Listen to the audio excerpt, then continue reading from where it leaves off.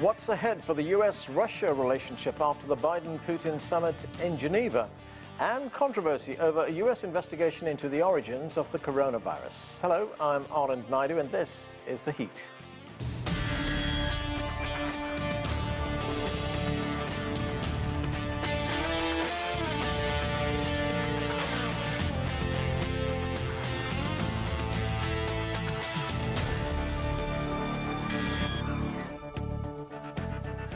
The much-anticipated meeting between U.S. President Joe Biden and Russian President Vladimir Putin finally took place in Geneva this week. Both leaders sounded optimistic after the summit, but following a prolonged period of tension between their countries, was anything of significance accomplished? How did they address the major issues between the sides? And where does the relationship go to from here? And later in the show, we will also discuss the controversy over a U.S. intelligence investigation into the origins of the coronavirus. China has delivered a strong response to that probe. But we begin our discussion with the Biden-Putin meeting. Joining me now from Moscow is Anton Fedyashin. He is a Russian expert and a professor of history at American University.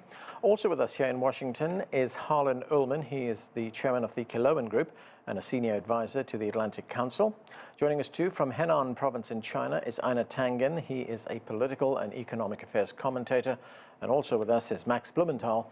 He is editor-in-chief of the independent news website, The Grey Zone.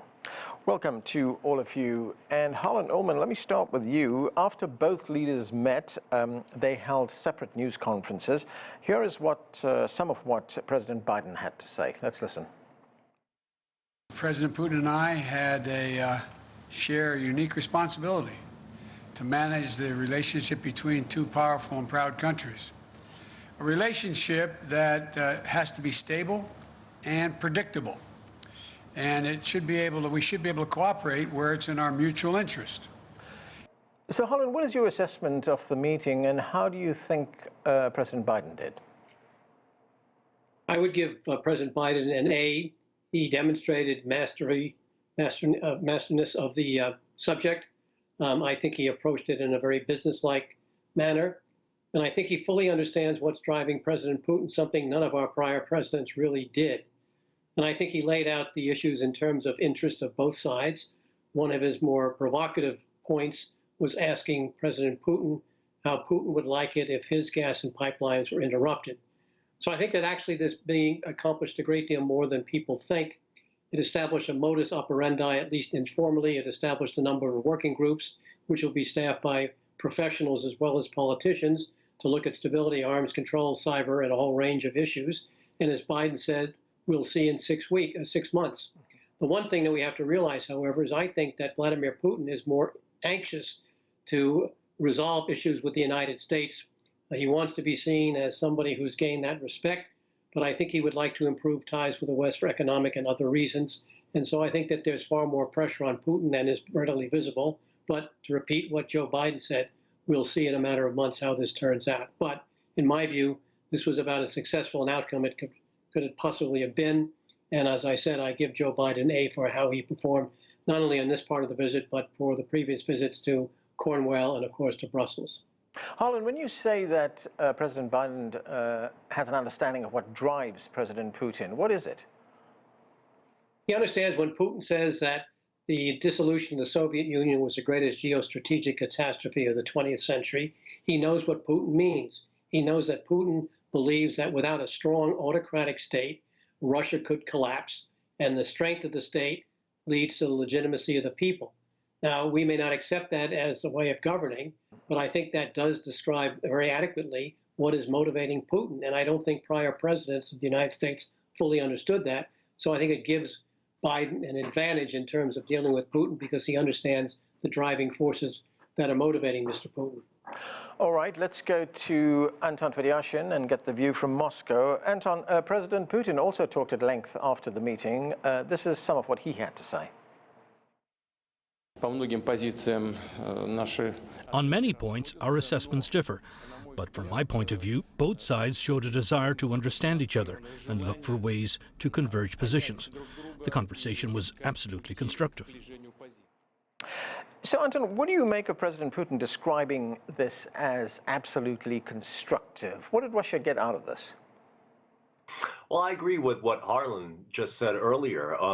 If people approach this meeting without expecting specific fireworks and great achievements, this really was a very productive meeting and laid the foundation for future dialogue. And that's precisely what has been lacking in U.S. Russian relations over the past few years. It looks like both leaders approached this without illusions. And the most important illusion here is that the United States did not approach Russia with the intention of changing it or treating it as if it were a country that has to conform to American ideas of what it should be. Biden approached Russia just the way Russia currently is, with all of its problems, but also with all of its achievements. Yes, statism, and Putin is a statist, is precisely what his government is sort of operating. The assumption upon which it's operating, and that seems to have been accepted. Putin was also not only very positive about the nature of the meeting, he was very positive in his evaluation of Joe Biden as a human being, as a president, as a politician, and as a negotiator, which is more than you can say for many Republicans' evaluation of Joe Biden going into this meeting and coming out of it. All right, let's go to China and talk to Anna Tangen. Anna, of course, China would have been watching this meeting very closely. What has the response been in Beijing, and do you think anything has changed? No, I don't think anything's changed. What's interesting, though, is what my last colleague said, is that the approach to Russia has basically been an acknowledgement that Russia has a different system and different needs. But that's a far cry from the way that they're approaching China, which is very much trying to force China to become exactly or some sort of clone of the Western idea. So at this point, nothing has changed. China is watching very carefully because it looks like there might be a similar meeting going on between Biden and Xi in the offing. And the question is, how does the U.S. prepare for that? Is it going to be a repeat where they try to take a lap around countries where they perceive they have interests and can pressure them into kind of conforming to what, basically what Blinken did before the meeting in Anchorage? Max Blumenthal, going into this meeting, we heard a lot of harsh language about President Putin. In fact, we've been hearing this kind of language for the past few years, especially during the Trump years in the United States. But the Russian president, after the meeting, made some very positive comments about President Biden. Let's listen to some of them. Biden is a professional. You have to be very attentive when working with him, so as not to miss something. He doesn't miss anything.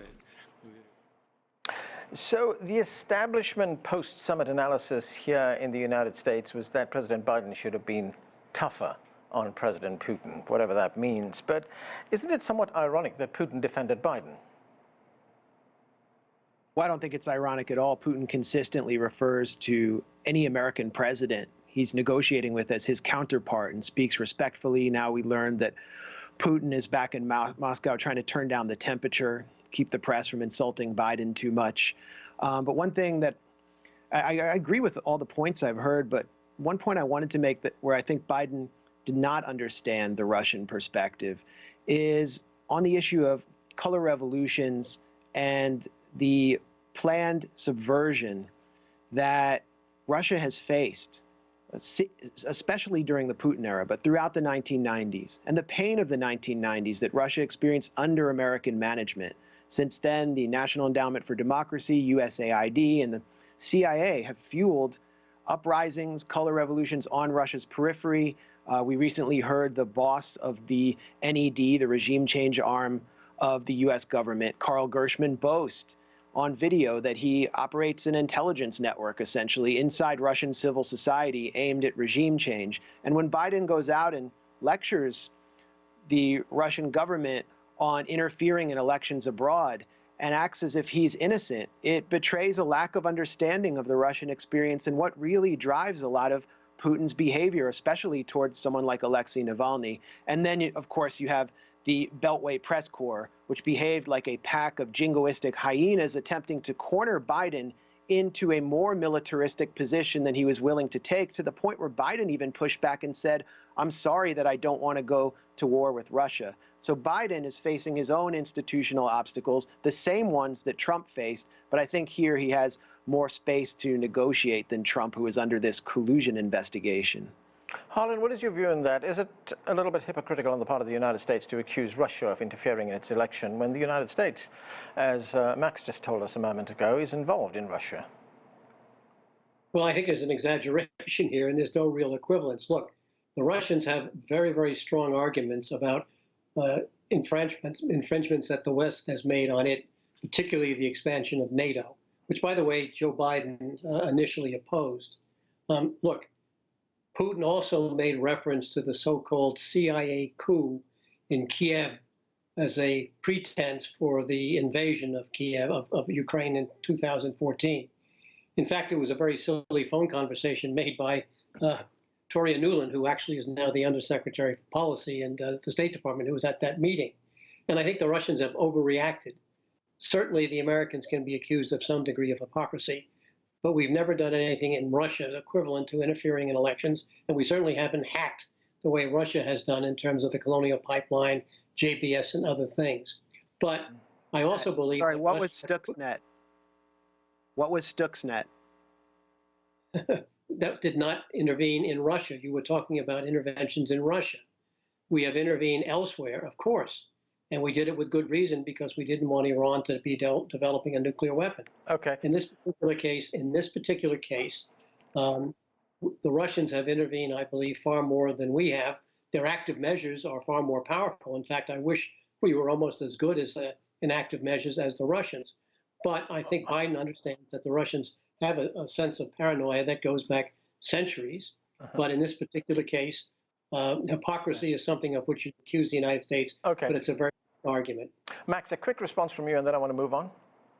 Yeah, during the 1990s, Larry Summers and the Harvard boys were actually dispatched by the Clinton administration to manage Russia's economy, looting its state assets, leading to 3 to 5 million excess deaths of people who were too poor or too old to survive under the neoliberal model. In 1996, American advisors went to help Boris Yeltsin steal the election from his challenger. Time magazine boasted, Yanks to the rescue. And then the color revolutions followed with tens of millions of dollars of money from the U.S. government flowing into the hands of opposition groups. And this was well established by Victoria Nuland, who boasted about over $7 million going into Ukrainian civil society in a speech. And the phone call you mentioned is great because Nuland, they actually mapped out the exact personnel that the U.S. wanted to place in government in Kiev, and they got exactly what they wanted. Okay, I want to move on. Anton, Biden is the 5th U.S. president to meet with Putin. Where does the relationship go to from here? Well, that's something that we have to wait and see. Look, they created a foundation for a dialogue. They decided to create these study groups, consultation groups, for example, on the issue of cyber activities. Where this will go, we'll see. The Russians right now are concerned. They're very welcoming of what happened in Geneva, but they're concerned that once the ambassadors return to their respective capitals and the embassies begin to restart their full work, that the Americans will default to their usual position, which is, you know, do what we tell you or otherwise. So look, we'll see what happens. Harlan made a point a second ago about the cyber attacks. There seems to be a concerted effort in Washington to mix together cyber espionage, of which the United States is equally guilty, as the Russians are, with cyber attacks, of which no one has accused the Russian government so far, but have accused criminal groups that are allegedly in Russia, which they well may be. But look, in the adult world, the cyber attacks, cyber criminal, activity is handled in very predictable ways. The Department of Justice reaches out to its Russian equivalent, asks for cooperation. The Russians have already responded that they're willing to cooperate, but on a mutually advantageous basis. So we'll see what happens. This has been a very good beginning, but the devil's always in the details. And as long as Washington doesn't revert to sort of a hegemonic stand of ordering Russia around, I think things may work out. Look, strategically for Washington, China really is the bigger issue in this strategic triangle. Moscow is more of a tool to get here, but as long as that calculation fixes the relationship between Moscow and Washington, God bless both sides. Right, and China was certainly on the agenda during the Biden visit to Europe. Anna Tangen, on the trip to Europe, Biden also attended a NATO summit, and after that summit, NATO allies warning about China's military strength and, quote, the systemic challenge that China poses. What did you make of that? Well, it's just more rhetoric. I mean, it's nothing new from what Blinken was trying to do. It's what Biden said he was going to do during his election. He wants to, quote, gather all like-minded nations. Unfortunately, many of those were looking just like the Anglosphere. Now he's trying to enlist Europe, but Europe has their own, let us say, questions about how reliable the U.S. will be. Not so much about Biden and what he wants, but is there going to be another return to somebody like Trump, who then negates everything that was said by Biden, just as Obama was contradicted or canceled by Trump. So it's the things. But let's talk a little bit about the elephant in the room. Why is Biden taking a different approach to Russia, and why is Putin, reciprocating? He's not been this, flowery and complimentary of any other president, to my knowledge. And it's really domestic politics which is driving both of these things. I mean, Biden does not have the strength he needs to push through his domestic agenda. He's looking at the midterms. He wants to appear strong. He wanted to go to Moscow, say he looked Putin in the eye and, told him what's what. Putin obviously wants to appear on the world stage as an equal, a strong equal to the U.S., despite having an economy that's only the size of California's economy. So, and Putin has domestic concerns. There's a lot of unrest. Economics aren't great. So at this point, both of them are being driven by internal politics. And that's unfortunately the situation with China and the U.S. China is the big bugbear, and it's used as, look, if you're not, it's like little children. If you don't behave well, the Chinese bear will get you. So at this point, I don't know that much has changed. The cordiality is really just the way I think they were looking at trying to split China and Russia. I don't know that necessarily has happened. All right, Anna, I want to stay with you, but change direction right now. I want to talk about this controversy over the origin of the coronavirus. President Biden has ordered U.S. intelligence agencies to look into where this coronavirus came from. We often hear about the lab leak theory. How is China looking at this? Well, China's reacting to a news by the U.S. Government, which said that this virus was circulating in the U.S. Before any reported cases in China, and that it was circulating in Europe even months before that. And they're saying that, look, stop trying to focus this as a political issue. Let's see where the science goes. I'm not a big fan of people saying, well, maybe you started it. I think you have to let the science do that. But, China has a legitimate grievance here to say, look, if you're always pointing at us, you're never going to get to the base of the truth because you're not open to any kind of, factual situation which shows perhaps that it was not started in China, but just simply manifested there. Okay. Harlan Ullman, the World Health Organization has already carried out an investigation into the origin of the coronavirus. They sent a team of scientists, international experts, to the Wuhan lab. They carried out investigations and examinations there, and then issued a report in which they dismissed the lab leak theory, calling it, quote, extremely unlikely. So why is the U.S. still pursuing this? Well, the WHO report was very shallow, and it really didn't go to any particular depth in terms of interviews. Look, this is terribly important. The more that China refuses to allow full and open disclosure of what happened, the more suspicious people will be naturally. And it's important to know because there are going to be other pandemics. You already see COVID mutating, and it may mutate into worse forms.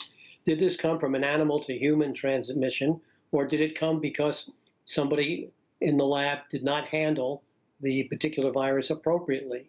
This is a crucial issue in terms of the future.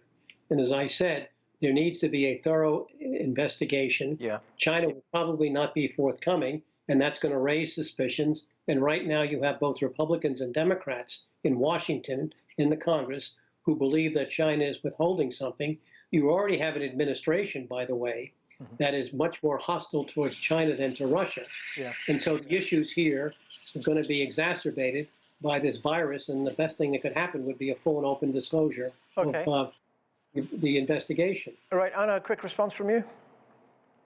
Yes, full and open, that should be reciprocal. Let the scientists do what they do. Know that it's been, there's a lot of allegations that China isn't cooperating. They believe they are. They've said that they're willing to, open it up. But they're also saying quite clearly, look, stop trying to use this as a political issue. It's purely scientific. If you want free and open, let's take a look at what was happening in Europe and also in the United States. Because if there were manifestations, maybe there wasn't there. In terms of the science, I don't know it's fair to say that this was not, this was very shallow.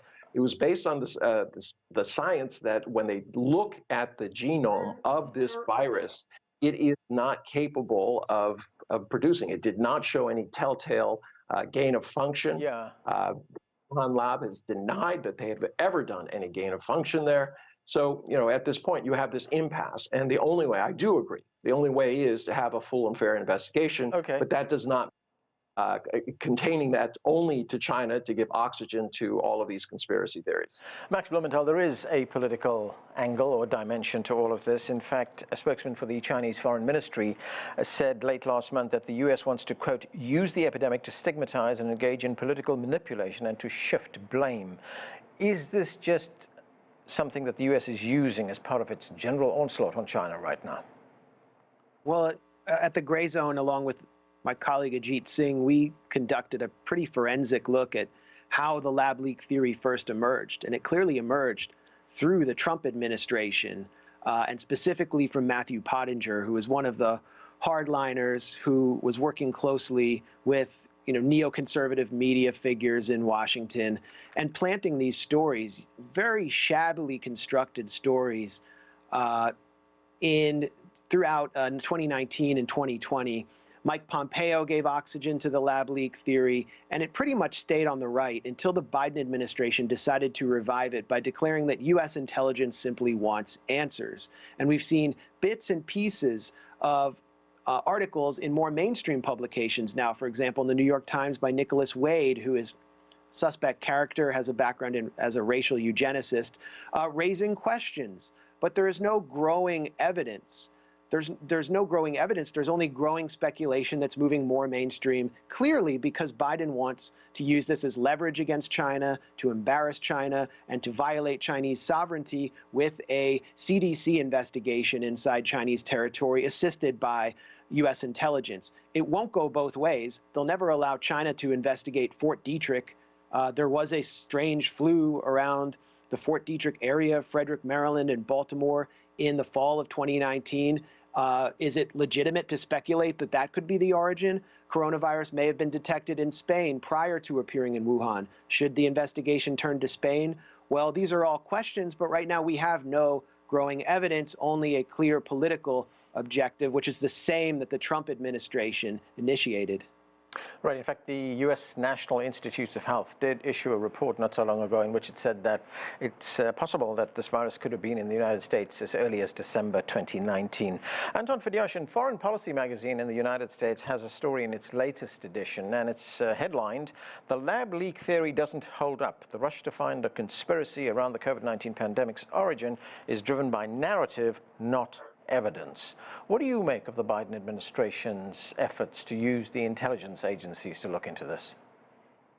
Well, look, I think Biden's trying his best to assuage the critics by sort of kicking the can over to the intelligence community and hoping that things will sort of get buried over there and distract attention from what he thinks is more important, which is trying to find a way forward with China geopolitically and geoeconomically. Now, whether that works, I have to tell you, I can't really predict. But I think that that Max makes a good point, that there's a bit too much politics in all of this. And when the American news-entertainment industry, which is exceedingly powerful, picks up on this and all of this becomes sort of even more polarized, nothing's good gonna come of it. Look, I think ultimately cooperating not only on finding the origins of this thing, but also on distributing vaccines fairly all over the globe is a step in the right direction. The Biden administration has made the first step and announced it officially, but then again, we know that the Trump administration very consciously tried to block the Russian Sputnik vaccine from being distributed in Brazil. If the Biden administration, for example, changes its approach there, everyone will win from it. So let's wait and see. Okay, I've just got a minute left. I want to get the views of Ina and Harlan. Harlan, first, you. Is there a risk here that this has become so politicized that the intelligence agencies could be forced to tailor the evidence to meet the hypothesis? No, I don't believe that. But look, the issue here is we have a pandemic. Millions of people have died. 600,000 Americans have died. It is not over here. There's a new strain, the Delta strain, that is likely to reinforce the pandemic this summer. This is a deadly, serious issue, and it has to be taken above politics. We need to find out what the cause was, and if China is not going to be cooperative, then they are being hugely irresponsible, and people are going to die. About this Fort Detrick stuff, that's a bunch of nonsense. There's no equivalent here. 600,000 Americans did not die because of Fort Detrick. So let's take the politics and the hyperbole out of this. Okay, Ina, very quickly. How is it any less political or hyperbolic than the Wuhan Institute of Virology? There were personnel at Fort Detrick who participated in the Wuhan military games. So let's explore every conspiracy. All right. I have to get to Ina. Ina, very quickly, I've got 30 seconds. How is China going to respond to a call for another investigation? Well, they've indicated that they will cooperate, but they kind of like with Putin on issues, they want cooperation on the other side. They want a free and open.